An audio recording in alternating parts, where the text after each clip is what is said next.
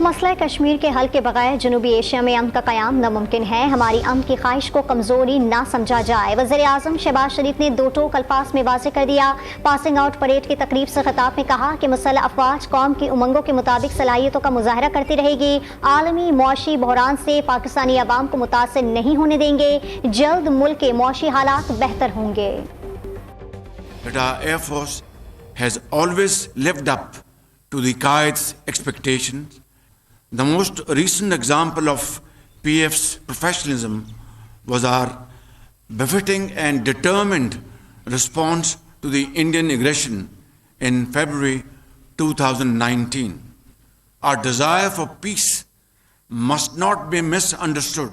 There can be no peace in South Asia without a just and a fair settlement of the Jammu and Kashmir dispute. We are making all efforts to bring our economy back on track.